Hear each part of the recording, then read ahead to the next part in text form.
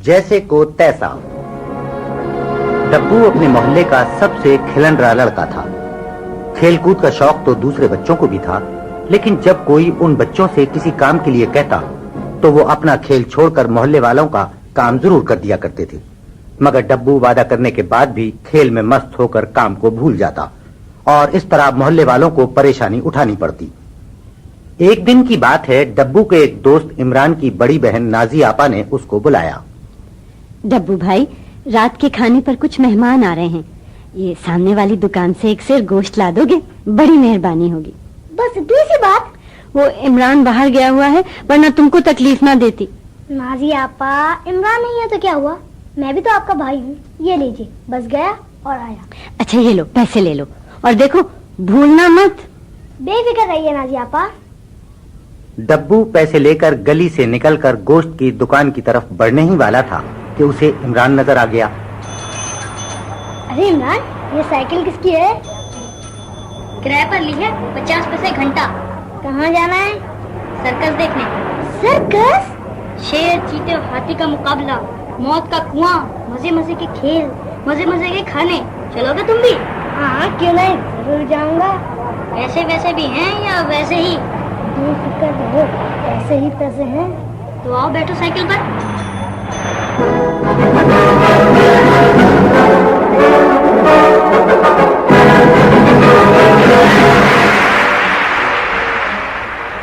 शाम होने के बाद जब अंधेरा फैलने लगा तो दोनों दोस्त वापस आए।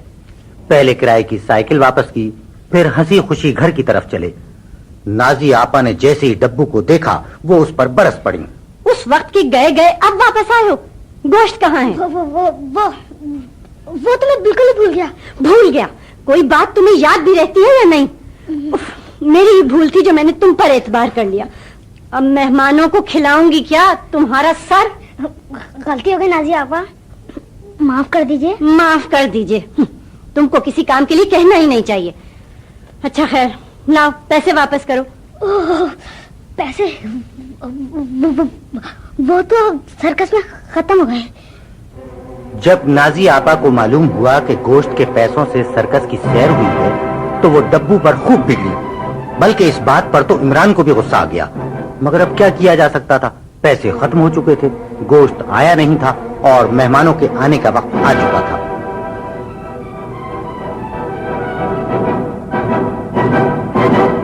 एक दिन डब्बू बस चंद घंटों के लिए एक कहानी की किताब उधार मांग कर लाया। किताब हाथ में लिए वो तेज तेज घर की तरफ जाने के लिए नसरीन के घर के सामने से गुजर रहा था कि सामने से बाथरूम की खिड़की खुली और नसरीन के अब्बा बनियान पहने नजर आए।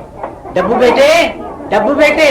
जी अंकल। बेटा, गुसल खाने का नलका खराब हो गया है, मुसलसल पानी गिर रहा है, नाली भी बंद हो गई है, सारा पानी जमा होता जा रहा है। जरा जल्दी से सामने वाले मिस्त्री को बुला लाओ, मुझे दफ्तर जाने में देर हो रही है। अच्छा अंकल, अभी भिजवाता हूँ। बेटा जल्दी, भूलना मत। बेफिक्र है अंकल। डब्बू मिस्त्री की दुकान पर पहुंचा तो मालूम हुआ कि वो हज्जाम से दाढ़ी बनवाने गया हुआ है। डब्बू उसकी वापसी के इंतजार में वहीं बेंच पर बैठ गया और कहानियों की किताब खोल ली। बस फिर क्या था, मिस्त्री कब वापस आया, क्या करता रहा, अंकल के गुसलखाने का क्या हुआ, कितना पानी बहता रहा, कितना पानी भरता रहा, इन तमाम बातों से बेखबर जब कोई 3-4 घंटों के बाद कहानियों की किताब खत्म हुई तो डब्बू मिस्त्री को लेकर नसरीन के घर गया। अब आया है तू मिस्त्री को लेकर, हैं? जब मेरे सारे घर का सत्यानाश हो गया, दफ्तर का वक्त भी निकल गया। माफ कर दीजिए अंकल, मैं बिल्कुल ही भूल गया था। डब्बू की दोस्त नसरीन भी उससे सख्त नाराज थी। तुम्हारी इस भूल जाने की आदत से घर के सारे कालीन खराब हो गए, मेरे जूतों में पानी भर गया, किताबें तक भीग गई। I am sorry Nasreen. अरे तेरा सॉरी मेरे नुकसान को कैसे पूरा करेगा? अब डांटने से क्या फायदा डैडी, आप ही की गलती थी जो आपने इससे कह दिया। मैं तो पहले भी कई बार कह चुकी हूँ, डब्बू की बातों का कोई एतबार नहीं, बहुत ही बेकार लड़का है। आओ भाई मिस्त्री साहब, तुम तो अंदर आओ।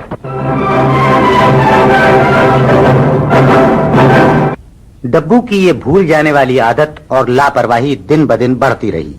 उसकी इसी आदत की वजह से एक बार उसके दोस्त शकील के बाग के सारे फूल पत्ते बकरी आकर खा गई। शाहिदा का तोता नलके के नीचे नहाते नहाते मर गया। घर का सारा दूध बिल्ली आकर पी गई। जब डब्बू की ये आदत बर्दाश्त से बाहर हो गई तो एक दिन सारे दोस्तों ने मिलकर उसकी ये आदत खत्म करवाने का फैसला किया और उसके घर गए। अरे भाई, तुम सबके साथ एक साथ कैसे आ गए? खैरियत तो है? हम तुम्हारे लिए एक प्रोग्राम बनाकर आए हैं। ऐसा जबरदस्त प्रोग्राम है कि तुम भी क्या याद करोगे। तुम्हारे अब्बू, अम्मी और भाईजान तक हम लोगों को दुआएं देंगे, बल्कि सारे मोहल्ले वाले तुम्हारी तारीफें करेंगे। यार अब पहले ना बुझवाओ, साफ साफ बताओ प्रोग्राम क्या है। सालगिरह। सालगिरह किसकी? तुम्हारी और किसकी? बस मेरी सालगिरह कब? परसों क्या तारीख है? तुम्हारी सालगिरह का दिन नहीं है क्या? ओह, मैं तो भूल ही गया था। तुम तो भूल गए, मगर हमको तो याद है ना। पता नहीं अब्बू अम्मी को भी याद है या नहीं, सारा इंतजाम भी तो करना है। तुम बिल्कुल बेफिक्र रहो मेरे दोस्त। तुम्हारे अब्बू अम्मी और भाईजान वगैरह सिर्फ मेहमान बनकर आएंगे, क्योंकि सालगिरह का सारा इंतजाम तो हम लोग करेंगे। तुम लोग? यही तो हमारा प्रोग्राम है। क्या मतलब? मतलब ये कि सालगिरह का केक और उस पे लगाने वाली मोमबत्तियाँ मैं लेकर आऊंगी ठीक 4 बजे। नहीं। हाँ, और कमरे को सजाने के लिए गुब्बारे मैं लेके आऊंगी 4:15 बजे। अच्छा, खाने में आइसक्रीम और चाट मैं लेकर आऊंगी 4:30 बजे। आइसक्रीम और चाट? और सालगिरह का शानदार जोड़ा यानी शेरवानी, चूड़ीदार पजामा, टोपी और सलीम शाही जूती मैं लेकर आऊंगा ठीक 4:45 बजे। मुझे यकीन नहीं आता। परसों तक की तो बात है। मेहमान कितने होंगे? तुम्हारी मर्जी, जिसको चाहो बुला लो। प्रोग्राम ठीक 5 बजे शुरू हो जाएगा। तुम लोग कितने अच्छे दोस्त हो मेरे। अब्बू, आपने भाईजान, चचा जान और चची जान को बता दिया? उन सबको दावत दे दी गई है बेटे। और अम्मी, आपने खालू जान वगैरह को बता दिया? सबको बता दिया बेटे, सब आ जाएंगे। अब तुम जाओ, मुँह हाथ धोकर तैयार हो जाओ, तुम्हारे दोस्त सब चीजें लेके आते ही होंगे। अच्छा अम्मी।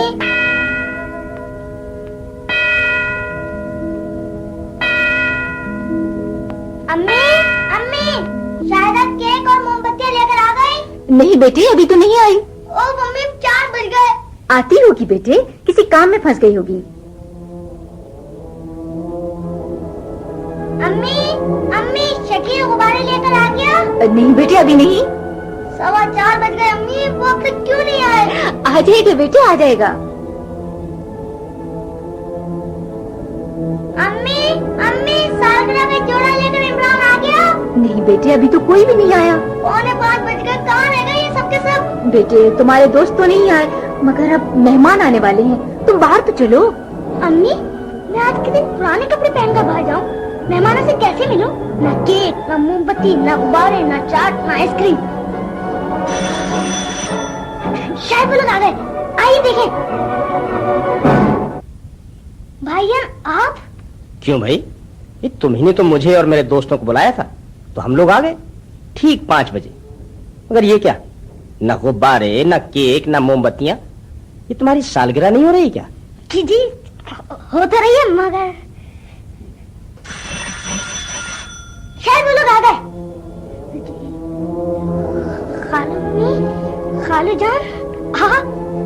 क्या बात है डब्बू बेटे, तुम्हारी सालगिरह नहीं हो रही है क्या? नहीं, हो रही है, बिल्कुल हो रही है। जान, चची जान। अरे डब्बू बेटे, ये तुम्हारे चेहरे पर इतनी उदासी क्यों है? अपनी सालगिरह नहीं मना रहे हो क्या?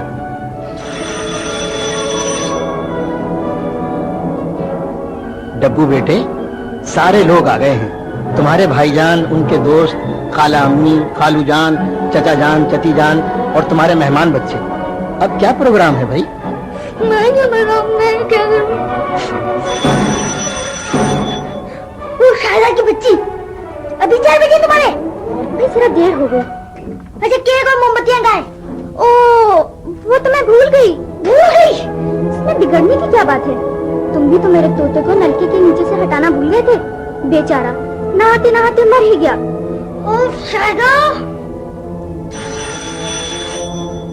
ओह शकील, अब तुम्हारे 4:15 बजे हैं? बस यार, क्या बताऊं? ये बात बताओ कि गुब्बारे कहाँ हैं? अरे वो तो मैं भूल ही गया। भूल गया? गुस्सा करने की क्या बात है भाई? तुम भी तो एक बार दरवाजा बंद करना भूल गए थे। और मेरे बाप के सारे फूल पत्ते बकरियां खा गई थी। हेलो डब्बू, तुम्हारी घड़ी में 4:30 अब बजे हैं नसरीन। ज्यादा कहाँ, थोड़ी ही तो देर हुई है। आइसक्रीम और चाट है। ओहो हो, वो तो मैं भूल गई। नाराज क्यों होते हो डब्बू? तुम भी तो मिस्त्री को बुलाना भूल गए थे, जिसकी वजह से हमारे घर के कालीन, मेरे जूते और किताबें सब भीग गई थी। ओह नसरीन! हेलो डब्बू, सालगिरह मुबारक हो भाई। कैसी सालगिरह? किसकी सालगिरह? मेरे सालगिरह का जोड़ा कहाँ है? अरे वो तो मैं भूल ही गया। क्या तुम भी भूल गए? अरे इसमें चिल्लाने की क्या बात है भाई? तुम भी तो मेरी नाज़ी आपा के लिए गोश्त लाना भूल गए थे। उनके दिए हुए पैसों से सर्कस की सैर की थी और मेहमानों के सामने हमें शर्मिंदा होना पड़ा।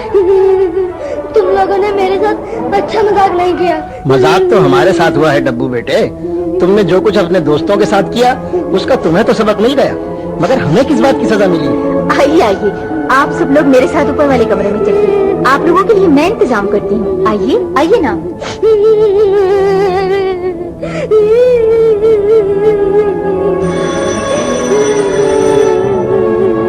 डब्बू भाई। डब्बू बेटे, नाज़ी आपा, अंकल, हमें सब मालूम है बेटे। तुम्हारी आदत छुड़ाने के लिए ये जरूरी था भाई। तुमने देखा बेटे, भूल जाना और लापरवाही कितनी बुरी बात है। मैं वादा करता हूँ अंकल, मैं वादा करता हूँ नाज़ी आपा, अब कभी कोई बात नहीं बोलूंगा, लापरवाही नहीं करूंगा, मैं वादा करता हूँ। बस तो फिर आंसू पोंछो, अपने मेहमानों को बुलाओ और अंकल के घर चलो। तुम्हारी सालगिरह मनाने की पूरी तैयारियां वहीं की गई हैं।